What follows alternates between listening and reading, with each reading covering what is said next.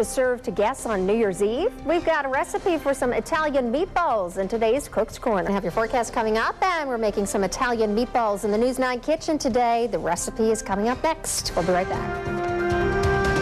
Kevin, well, we are joined by Dennis Hickey from Ciao Pasta, and of course, he's going to be making a pasta dish along with some meatballs. Your famous meatballs, and you're using two different kinds of meats in this, is that right? Yes, I am. I'm using beef and pork. Okay, and that gives it more flavor, you were saying? Oh, yeah, definitely. Definitely does it. But when you make it at home, you can use all beef if you like. Okay. Or even put veal in it. But this is the way we do it at the restaurant. Okay, what you do is you start with half a cup of green pepper, half a cup of red onion. Okay, and you want to throw that into, I didn't bring it today, but you bring a food processor in. Okay, so then we're going to do 1 teaspoon of black pepper, 1 teaspoon of salt, 1 teaspoon of fresh parsley. We're going to do 2 teaspoons of fresh basil. Okay, 1 teaspoon of fresh garlic. Okay, and 1 teaspoon of oregano, so it's real easy. I broke it down so it was 1 teaspoon. Yeah, make it easy for the viewers. You throw that all into the Cuisinart and you just mash it all up. Yeah, and what we're going to do is we're going to add half a cup of beef stock to that. That's going to help puree it and moisten the meatball. All right. Okay, so what you do is you puree that. And that means that every meatball has all the flavor that you're putting into it, right? And you can do it a coarse chop. I like to leave it a little bit, so there's still little bits in there. Okay, so that's all those ingredients pureed. Okay. Okay, we're going to add half a cup of egg yolk.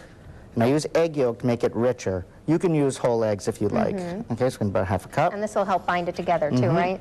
Then we're going to do 1 cup of breadcrumbs. Okay, now you do this part first before you put the meat in, because you're going to want to, if you put the meat in, you may get lumps of breadcrumb. So you want to get this nice and smooth. I see, I see. And then you add in the meat. And I know you already have some prepared meatballs too, right? Yeah, well, so then you add the meat in, and you mix that thoroughly. Okay, so then you get this. So this is what I mixed up this morning. Right. Okay, now when you're making meatballs, it's a good idea to use a portion scoop. I use a number 16 or scoop. A spoon or what have you, whatever you have at home, right? Yeah, this works really, really well. So you'd grease your pan. Because they will cook down a little bit, right? Yeah. Yeah, but the idea is to get them uniform, because if they're all the same, then they cook at the same time. So you make one big one, one little one, you'll have one raw. Right. So yeah, so all you do is you just portion that out. So you just do that. And then do you just stick them in the oven like that? Is that how you do it? Or do you actually... Yeah, you got to roll them. This is the fun part. All right. We're running out of time here, unfortunately, but I know you have the prepared meatball here, and we're going to get the recipe on our website as well. But this would be great for New Year's Eve. Yeah, and you can just heat it right up in the sauce, have it in a crock pot for everyone to enjoy. Yeah, great. Dennis, thank you so much. You're welcome. And we'll be right back. Stay with us.